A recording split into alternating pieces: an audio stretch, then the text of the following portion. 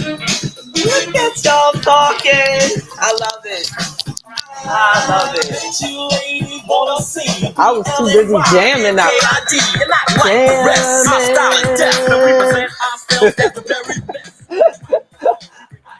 I was jamming. Yeah. I looked at the time. Kid and Play didn't tell me it was time. They were just jamming. I'm feeling good. Feeling fantastic. How are y'all? How are you? I see you, Tracy, Dr. Ward, Mr. Barber, Vicky D, talking to each other. I love it. That made my day. That made my day. y'all made my day talking to each other, putting up there, letting it know, letting the world know that Afro economics is all the way live. It's a good day. It's a good day. I'm so happy to be alive. You know that before I realized that it was time to click go live, I was thinking, and I was thinking about, life as a Black financial advisor. And I was thinking about how much we talk about diversity, equity, and inclusion. You all are among the few, the proud, that are committed to building Black wealth in the Black community. And my thing is always, don't ask someone to do for you anything that you wouldn't do for yourself. Anything. So I was in a workshop they had, and I think it was sponsored by Securities Exchange Commission, over a decade ago, probably. And they were just talking about how to get more Black people to invest and get Black people to invest. And, one thing that did help Black people invest was the creation of apps. Isn't that something?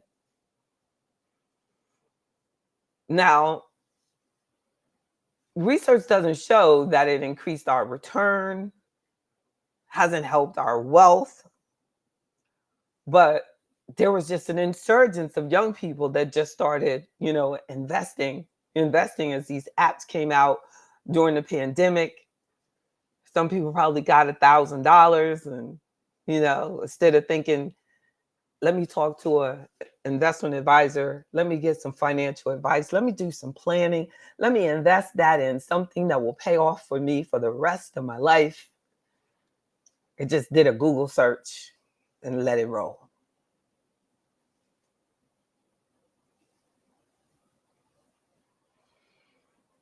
And for someone who has been serving us my entire career. Now, I didn't go to an HBCU. I went to what was called for undergrad and graduate school, what is called a predominantly white institution. And because of that experience, I realized how important it is for us to be financially independent and how important it is for us to build each other up and how important it is for us to have honest, committed, regulated financial advice. And, why would I say regulated? But, I still believe that there's a need for protection. Now, there is a movement now away from consumers having any protection, but it doesn't matter till it matters. And when you allow yourself to get the advice of a regulated person like myself, like most of the people that you listen to online can say absolutely whatever they want. They can tell you to buy whatever they want to tell you to buy because they're not regulated, they're not licensed, and you did it So the way it's seen is that you took that chance. But when you work with someone who is regulated and I have to answer to the government about how I take care of you, how I monitor you, how I make sure that I know you, that I keep in touch with you, all those things are regulated. They have to have a calendar. They can come in and look at my calendar. When is the last time you talked to this person? Blah, blah, blah. Anything that goes in and out is regulated, monitored. Isn't that something? I have to do continuing education. So, and I, so of course there's a movement to get everybody to move away from having an advisor. If financial services can get you to just rely on the machine, it is impossible for you to fathom how much money they make by cutting out an advisor. So you don't have, anyone that has to do the right thing. They don't have to have, look, I don't know how I got in there, but go on there and register so that you get the invites directly. But you don't, they don't have to, if they can get to the machine and charge you more. I have met people who are paying the machine more than it would be if they had a fully managed account with me, because they're paying more for the product that they're buying, and they don't even think about the internal expenses, and they're paying more for the fee that's added to their account. So over time, over decades, that costs you money. And I've seen the machines, like, you think about it. Today, just to invite everyone, I had to spend hundreds of dollars just to send out that text, literally hundreds. And I said, I'm not going to just send out the text to just members. I'm going to send out the text to everybody that signed up for my list. That's what I did, because I have this desire. Like last week, these brothers were telling me they have their own firms across the country. And, I was at an investment advisors meeting and they were telling me, like, whoa, girl, you spend too much money. Whoa, you do that? What? Whoa, no. But that's the commitment that I made in 1995 when I started this firm, that this is about empowering us. If anybody ever leaves my firm, which is rare, I've had to send people away when they're committed to being broke. And I have to tell them, hey, it's not a good fit, because I like to make people rich. You want to be broke. That's my reputation on the line. Imagine if P. Diddy had said that. As I was telling a client a couple weeks ago, it is my no's that have paid off for me more, way more than the things I've said yes to. Because I'm so heavily regulated, I have to be very conscious of the intelligence of the people that I bring into my client fold. They have to be smart. They have to be disciplined. They have to be committed to their success, because often people damage themselves and then they want to blame it on the person that was looking out for them. Now, mind you, there are some bad people out there, but I'm responsible for everybody. I can't blame something a client did on what the client did. It is me. So when it comes to like diversification, the machine, when it diversifies you, or if you come and you say, hey, here's $100,000 and you put it in there and the machine chooses the machine automatically chooses about 10, 12 different things for that $100,000, knowing that that $100,000 could easily just be in one. Easily. And they don't even have the historical performance to prove that those, and I'm talking about that one, say one ETF, one mutual fund, but they spread it out over 12. So when it comes to the principles of investing and the proper use of it and how to protect yourself and to grow your wealth over time, that the machine is going to do what's best for the machine. As an investment advisor, I'm able to use machines to help me do a better job for you.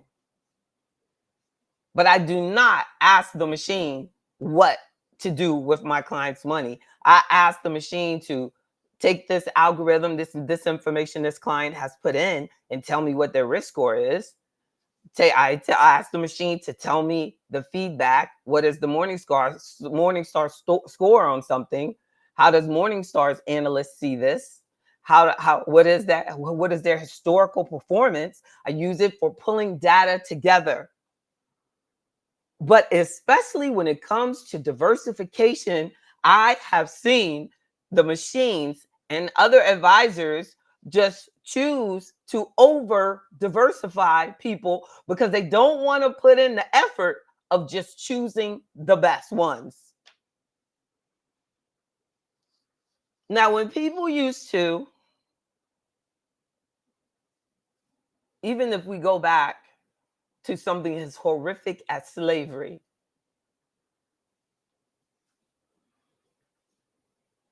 they would put slaves across different boats. They wouldn't put all the slaves in the same boat, nor would they take 13 boats. You might need 3 or 4 good boats. But when you get down to the point of you got 14 boats, then you have increased the expense of the entire experience. So you have to make sure that it's cost effective. That's what they had to when they were thinking about it. We got to get all these slaves over here. But we don't put on 14 different boats, but we might spread it out across 3 or 4. And why would they spread it out across 3 or 4? So if you have your precious cargo, these African slaves, Africans that are going to become slaves, that you want to sell them over in Williamsburg, Virginia, you got to make sure that some, or at least 1 or 2 of these boats make it to Williamsburg. But if you only had 1 boat,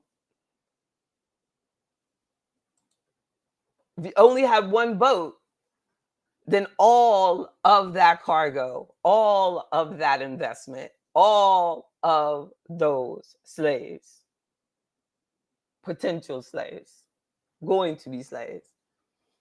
But they also probably thought about the fact that what if the slaves get loose and they attack the boat? And they're all the slaves. They probably had to divide them up in the boats too, because they didn't have all, like they got all these, like you know what I'm saying? They wouldn't put a whole bunch of women on there that are shaped like me. They wouldn't put us all together because at some point we're going to figure it out. Girl, we can take them. So they would put some little girls and then some big girls. But they wouldn't put all the big girls or the big men. They put some little men in there. Isn't that something? If we really thought this through, like, what I mean? Diversification is not a new concept. And they even have insurance companies that used to insure. Some of the slave traders had insurance companies insuring them. And some of the insurance companies that were insuring the slave ships still exist today.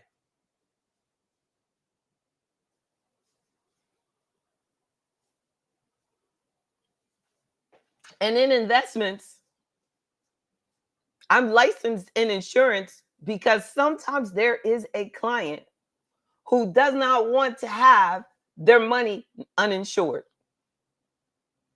just like the slave ship. So that's a more conservative person.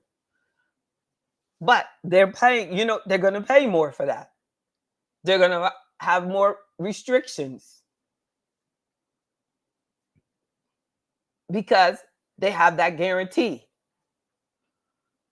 But if you wanted to have that guarantee, you had to pay for that. You had to have that restriction. So I have some clients that at least a portion of their money is more appropriate for the annuity. Then I have some clients who don't want any money insured, don't want that. So you can diversify across what's insured and what's not insured. That can be seen as a form of diversification. Diversification is how do you reduce your risk. It is not repeating the same thing over and over and over and over. Like sometimes I think like some of the mutual fund managers, I don't use mutual funds anymore. I'm not actively putting clients in mutual funds. I do love the right ETFs, exchange traded funds. If you don't know what that is, that means you need to sign up for Afro Economics and get a better understanding. Yes, indeed, Casey. Be Wednesday right back. Thank you for listening to you and Mr. Jefferson and Tracy and Dr. Ward and Mr. Barber and Vicky D. I appreciate you all. Definitely. I put the link up as well. If if you would like to come to the studio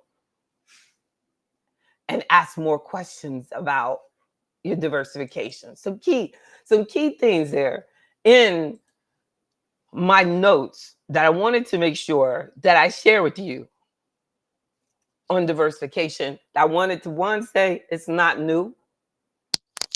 When you look it up in textbooks, they're not going to go back to slavery though. They're going to talk more about ancient Chinese merchants developed a unique way to manage their risks. They divided their shipments among different vessels.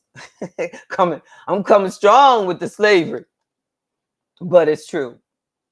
They did not they diversified across vessels with the cargo. So it is a way to manage risk, but it does not guarantee you against that loss. Even using the ship analogy, a ship may go down. You diversified, but it's just that you didn't have it all on that ship. So you go, thank God. But maybe it wouldn't happen anyway.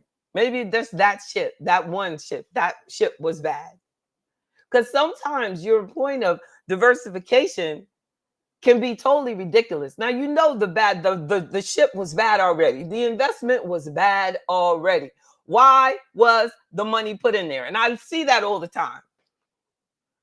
Well, a lot of the times, the way I help you make money is by letting me look at what you're currently doing and show you how jacked up it is, even if it's at work. Joining Afro Economics to get me to review your asset allocation at work is the difference between you being a millionaire or not. It really could be. It really seriously is that serious. Your asset allocation is the biggest indicator of your investment performance. Your asset allocation is a form of diversification. That is diversifying across asset classes. If we only look at diversification, then you could just have a whole bunch of different ships. But what if you had an airplane and you put some on the ships, some in the airplane? That's asset allocation. Interesting, right? Like you change the whole class of cargo. You changed it from just using ships. You said, I'm gonna try to take some of this in airplanes. Interesting, right? That's where asset allocation came in. So you're only doing government bonds And all of a sudden I come in and I go, have you thought about this particular investment stock exposure? And then we would do this, and this. And based on the last 10 years, it did a whole bunch better than what you're doing with that, you know? Like, so by adding in the growth potential of the new investment that I suggested, increase your investment return over the next 10 years. Just by move, so you diversified across a different asset class. And sometimes I'm diversifying, within, they could still all be growth investments. Now, I would say if there's a niche that I have, that I am definitely a growth investor. I do. If I have, no matter what the client's age is, if I have them in the market, it is the money that they want to see grow. That is the money that we have the exposure with. We might do something else, might do guarantee with the other portion, you know what I'm saying? But if I'm putting it in the market, it's in there to grow. So, do this, how much of your money are you willing to know that it's going to go up and down? But based on historical performance, this is how well it's done. So I like to look at things that have at least 10-year performance. That's my preference. But look, historical performance is no guarantee of future results, the little disclaimer will say. But at least it gives us something to base it on. Do you know how many people buy things and it says last year it did 45%? That was the first year. You didn't ask the questions. A lot of times you need someone like me on the team to just help you ask the right questions. Mm, mm, mm, mm. Sometimes it's the things that we say no to are the things that really help us the most. We're going around trying to figure out what I got to say yes to. What I got to say yes to. But what about cleaning house? What you got to say no to? What is pulling you down? What is causing you to underperform? Do you even know the performance? Do you even understand the diversification? Do you have any diversification? Do you have a proper asset allocation? So the concept of diversification is where the mutual funds came in. And the mutual funds started trying to give people instant diversification. The mutual fund, like when I used to go around doing workshops all the time with the slide projector. Y'all think about it. I've been doing this over 30 years. We had slides. I couldn't do this. I had to go and get some room somewhere, and this and that. Now we can do this. Now we can do this wherever we want to do. Miss Deloach on her way to Egypt somewhere. She can log in. She don't have no excuse. You don't have any excuse. So you go, oh, I was in Egypt for 3 weeks. That's no excuse because you could log in. One time I had an employee that was in Egypt, couldn't get back. She was over there stuck during COVID. She what? Logged in, still made money. I can't even imagine how long that money I paid her at the rate of somebody living in America.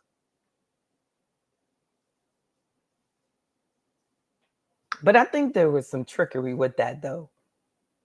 Let me tell you the story, Mr. Loach. So when I first met her, the company, the HR company that was recruiting her, said that she was living in America, right?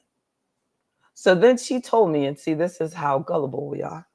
She told me over the weekend, after I'd hired her, over the weekend, me and my husband went to Egypt. Now, in hindsight, that sounds like a really big lie. So I had already locked her in at the rate for the US. Isn't that something? It was at least a year. I never fired her. She quit. She was making some good money, think about it. Because, like, probably over there, I don't know. What you think? The hourly rate would have been like a dollar, maybe $4. at the most. That's amazing.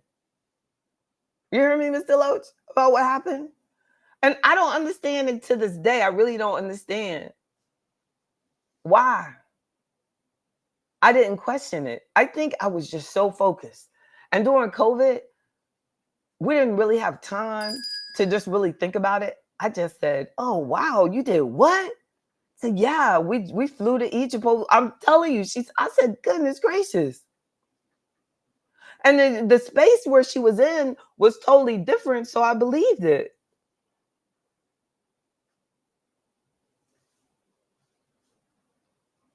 That's amazing. So I'm not tell y'all. I tell y'all, being in business, I have to write a book about this, like just different stuff. You know, but you get to the point because of things like that. You get to the point where you start questioning everything. And that's why it's like for some of you, you're hyper hesitant when it comes to me. And then you'll be very like a stranger can come along and you just kind of believe whatever they say. Isn't that something? So some of you have been like when I go to church. If I go to church somewhere, somebody will walk up to me and say it's somebody I've known for 20 years, and they'll go, I need to talk to you. You know, do you have your card? No, I'm here to pray.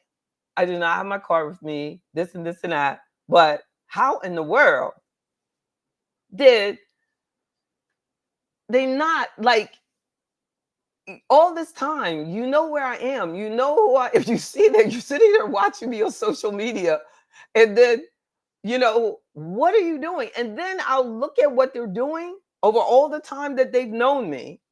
And they've done the stupidest stuff, the most underperforming, the most expensive, the most inappropriate for their risk. How they could have had 2, 3 times the money.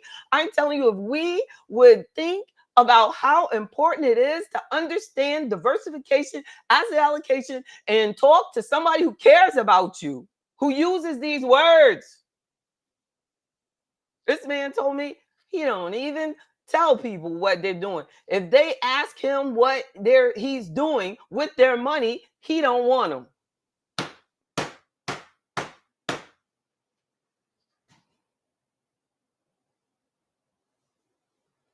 He said the majority of my clients are women.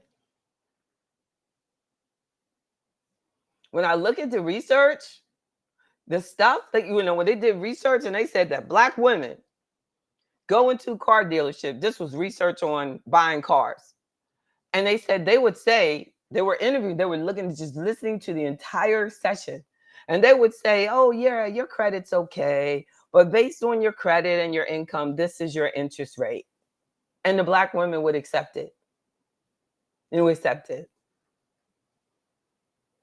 I've had black women who have done that call me from the dealership. I get it corrected and tell them that is ridiculous. You're trying to charge her that much interest. So the research is true. That you go in and you don't have any idea what you're worthy of, what we're worthy of. I was just telling my daughter that. I said, if I knew who I was 30, 40 years ago, 50 years ago, Lord, my whole life would be different. I said, but you know what? Some people live their whole life and they never know that they're worthy of having an investment advisor that actually commits their whole life to doing right by them. You got to have a certain amount of confidence to be with somebody like me anyway. Seriously. So I can understand why people get scammed because people get scammed because you really are, you just know that, like they will say to me, "I knew it didn't feel right, but they did it anyway."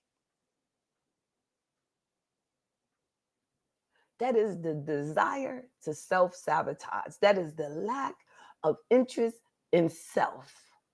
Someone will be irritated by the fact that I use the word diversification. Not even supposed to use words like that. Not disrespectful to us. Really, it is. That you think that you're not worthy of the truth. It's sad. And the research shows it over and over. Prudential did a study and it said, ask Black folk, do you care who the person is that you invest your money with? And the Black people said, no, I do not care. So when that company does not hire anyone that looks like you, that's why. Because you don't care. DEI starts with us. Include me in your life. Don't ask anybody to do something you wouldn't do yourself. How's somebody going to hire your child and you won't even hire somebody that look like your child to help you who's got free? I got free membership. Free. But you don't want to hear it. Yes, Twyla, it's sad. They don't want to hear it. They don't want to hear it from me. Because if you were really successful, you wouldn't wear your hair nappy like that. Not sad. Maybe because I would rather pay the money to invite everybody on my list. Maybe the multiple hundreds that I had to pay to invite everybody to this free session was worth more than me using that money on getting the tracks in my head. Maybe I want to invest in you. Maybe I want to invest in you. Will you ever think about that? Because I really have, I know for a fact, if Jesus walked today, nobody would go out with him because he was walking. He ain't got no car. He ain't gonna have no big house. He's just going around telling people about doing right and living right. He wouldn't even be able to get a date. He'd be like me, Friday night. The phone don't ring because we're doing the right thing. Woo! Diversification and asset allocation. And I should have put it on there. But remember that asset allocation is an advanced form of diversification when we're diversifying through asset classes. So if we diversify, if we have 90% stocks and 10% cash, 10% conservative, then the 90% stock investor is going to outperform the person who did 90% guaranteed versus 10% stock. That difference, or 90% government bonds versus 10% into the stock exposure. So that's what's happening. That is exactly one of the key reasons why the United States government has the Social Security is running out, because Social Security does not have the right to invest. Social Security doesn't have the right to invest in its own U.S. stock market at this point. And they keep talking about it, but they haven't done it. So if you can't outgrow, if you don't have the growth potential in there, that's why the bucket of money is going down. We're pulling out faster. And that's what happens with your money, your income. We have to get it to grow. You can't be conservative in your investments and tell me, Jay, I don't want to do none of that growth stuff, but yet you spend off the chain. You gotta have every vacation every month, the luxury car, the biggest house, and this and you know what I'm saying. But then you don't want to invest your investments to grow, or at least give me the potential to do it. Then we got to be conservative in our spending. Those are the things. That's where the advisor comes in. That's where I help. That's where I help. That your mindset has to match it. No, you want to spend, but you won't allow your money to grow. But the concept of diversification is critical to understand. When we're evaluating our portfolio, when we're developing a new portfolio, when I'm telling you what you're currently doing, and that, but what I see mostly is as the weakness is over diversification of they'll have a whole bunch of mutual funds that are doing the same exact thing. Top 10 components will be the same one in each of them. You have exposure into things that are way outside of your risk level. Like, you have all these alternative investments and you didn't ask for it, but the machine did. The machine said that you're going to put you there because what? They have that in their portfolio and they need the assets in it. And you were told that's what we're doing. Like that guy was saying, like, I tell people what they're doing. It is sad when we as advisors act like machines, because there is nothing in a portfolio that I can't take out. But if you're on the machine, that's it. It's A, B, C, D. You don't say, I don't want this, this, and this. Nah, you can't do that. That's what it does. The advantage to having your own individual advisor and we set up your own portfolio is that we can pick what we want. The machine is not controlling us. But I worry about the next generation coming up because they trust the machine more than people because of their life experiences. They've seen all of the bad, and it's highly unlikely that they know me or have seen anyone even like me, because even though 30 years ago I was the only Black person in the ballroom at the investment firm that I started at, the only one. They walk up to me thinking I was the secretary or something. And I'm like, no, bro, I'm a broker just like you. And here we are years later. There's nobody in that room that looks like us. Because what? We decided, according to research, that it doesn't matter to you who you invest with. So why should it matter to them who they hire? My daddy said, 99% of the problems you ever have will be created by decisions you make. It's nobody else's fault that we're not getting opportunities. You create the opportunities for us. You create the opportunities for us. I saw the CFO for Bad Boy Records yesterday, when they were talking about like back, and the CFO was a Black man that went to Harvard MBA, and somehow that came up, that, where he went to school. And he said he worked there because the record company, P. Diddy's record company, was giving opportunities to people from the Bronx that would not otherwise get that opportunity. He could have worked anywhere. He was there almost 20 years. And he said, as far as everything I ever did here at this company, I did the right thing. I did not see any transgressions with the money. But that doesn't make major news. That doesn't make the network news. That all the good that man did outnumbers that repeated video that they keep hitting him with. But at what point? I mean, are you talking about diversifying? What he did, what he created, the way he was diversifying across products wasn't just music anymore. Across services, films, music, liquor, everything. When I listen to it, I listen to it as a case study of Black business.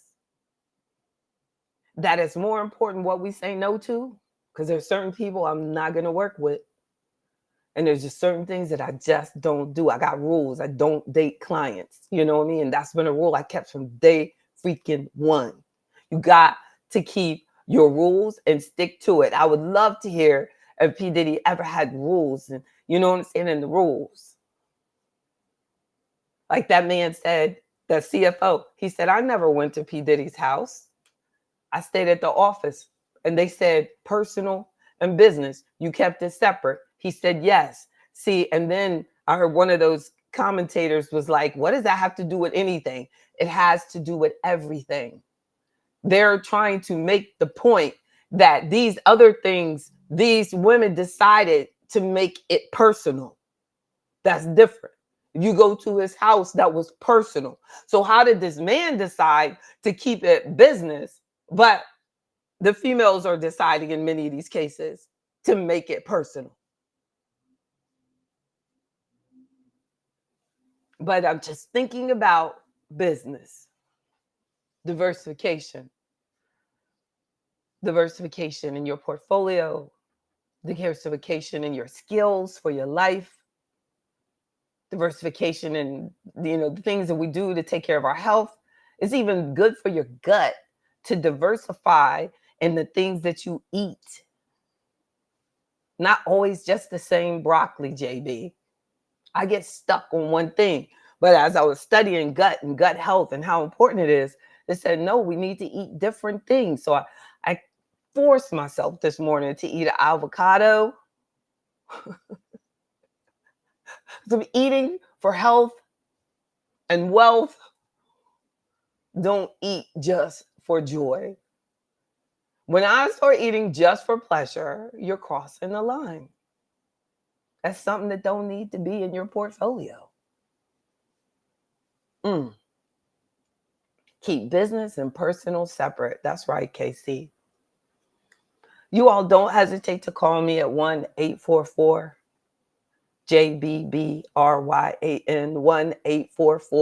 1-844-522-7926. I'm going to tell y'all a secret.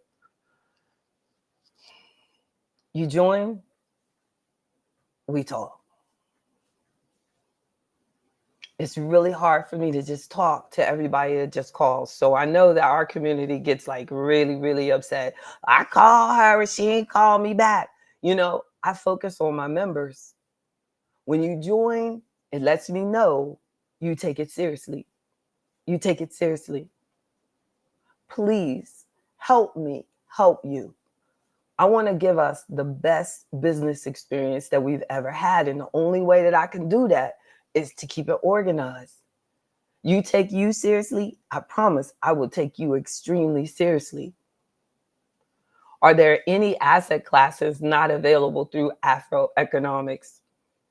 Not that I can think of. JB Bryan Financial Group, the registered investment advisory firm, and I have that brand, Afro Economics, but JB Bryan Financial Group is a registered investment advisory firm that can advise you on any asset class, any real estate, even properties outside that we can't put in a portfolio.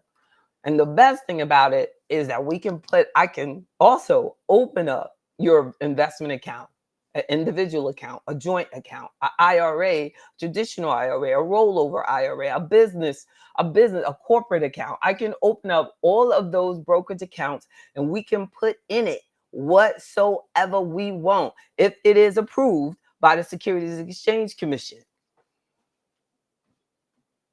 I can even help a person raise money through private equity to build their own business. As a registered investment advisor, I can advise. And I'm partnering now with this law company because I want to focus more on estate planning and saving us money, because I get that question a lot. So I finally have the key connect. We talk today about how I can save my clients money and get all their legal documents done correctly by a lawyer. But I'm talking about like saving you thousands. Praise God. It's amazing. It's all in who we know. No, but great question, Mr. Barber. Yes, I can help you with all asset classes. Indeed. Indeed. And now even Bitcoin is offered through ETFs, which is a much more cost effective way for people who buy Bitcoin to buy Bitcoin. They're doing it through all these multi level marketing programs and they're robbing us. You want to buy Bitcoin correctly, call me about it. But I'm going to have to do a full analysis of your risk tolerance, though. Yeah. That's funny. You said that, and then I was talking about you were typing and it had a delay before it sent it through. Is that what are you currently seeing in the crypto space? Yeah, I see. That Bitcoin as an asset class, not as a form of currency, but there are going to be some actual cryptocurrencies that. But Bitcoin and the way that the government is getting involved in it now, like that there's I will at least entertain it with the client that it is, and I can help them get a position and put them in a position and help them avoid paying these fees that are out there, and they can get in and out liquid, keep 100% liquid. So yeah, definitely talk to me about that. Indeed. It's them, but join, at least do the join the free membership. And if you want to talk to me one-on-one, set up investment accounts, get involved in all that is going on in this amazing market. I think this is the best time in my entire career to be in the stock market. Literally, I have never been more excited about investing in my life. This is what I work for. This is what I live for. Exactly. But it's true. I just feel really good about our future. And there are so many people in our community that are going around talking about things that they should not be concerned about. And what you should, you know what I mean? It's time for us to refocus, refocus, refocus on business, your goals. You can learn from everything, like I'm doing with this, bad boy thing situation. I'm like, I'm learning. I am learning. You can learn what to do and what not to do. There's a lesson in everything. But yes, the asset classes are right here at your fingertip. Use the resources. I'm here for you. I care about you. But, you got to care about yourself. You got to want it. You got to deserve it. Look, I've had people tell me like that. I don't know. I'm not even going to say it, but it's just sad that sometimes you can present so honestly that we've become accustomed to being scammed, that if it doesn't seem like a scam, or if they can't exactly see what you're getting out of it, then they can't trust you. I mean, it's sad. Let me tell you. I want my clients to have a lot of money because I make more money when you make more money. If there's anybody on this planet that wants you rich, believe you me, it's me. You get broke, you're hurting me too. You my client. So, like that commercial says, what that firm was Fisher say. So like, whatever. When you win, they win. Truer words have never been said, and I'm saying this to you. I want you to be successful. I want to save you money so you have more money to invest. That's the goal. That's the goal. All righty. And we can look at everything. Car insurance, homeowners insurance. I'm licensed in it all. If it deals with money, assets, run it by me first. Even like I said, if it's down to even the car payment. But, like what we have to do though, is I only know one way to love you. And the only way I love you is by truth. And you got to be willing to hear the truth. I remember when I was way, way, way, way, way, way, way, way, I have been an unbelievable amounts of weight has been on this body. And I went to this girl and I was like, she said, oh, she was German.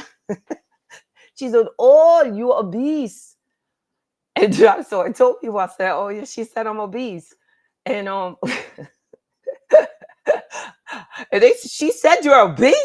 And I said, well, I am obese, but what obesity looks like, our community like has accepted it as like that's okay. You know what I'm saying? But obese is obese. So this lady was looking at it and it said obese, like she was in great shape. So I mean, and I love being around people who are where I want to be. I love it. I love my work because y'all are rich and I want to be rich right with you. We rich. And that's why I want to keep myself healthy, because I want you to want to be healthy like me. And I want you to be healthy because I want us to be healthy and rich together. 10th principle of Afroeconomics. But I'm saying is her truth did not offend me. And that is the only way I got better. I had to first face the truth. So if you're not ready to face the truth, then I cannot help you with your diversification and your asset allocation and your investment. I can't help you because I'm going to tell you the truth. Matter of fact, I'm legally required to tell you the truth. I mean, I've had so many people say, but that's just the way you say it. You know what I'm saying? That is so robbing yourself. I hate that how many times I've looked back in my life and I've had people around me who could have helped me not do that. And I don't want to be that one. So if you're doing something and I know it's not good for you and your family, it's going to damage your financial future. You know what I'm saying? May God use me to help make you better. There is not a negative intention in my truth. But how truth and negative and truth and bad became, the same thing, I don't know. Because it's the lie. It is a lie and it's a trick of the enemy. You deserve the truth. If you're paying too many fees and this portfolio that you're doing is whack and they robbed you, you deserve the truth. And I'm going to show you why. And I'm going to print it out and I'm going to show it to you. Well, that's your boy. That's your, this and that. You've been with him for 20 years. Okay, well, you've been robbed for 20 years. It is what it is. Praise God. Y'all take care. I'm here for you. jb@jbbryan.com. Take care. I'll talk to y'all soon. Much love and respect. Bye-bye now.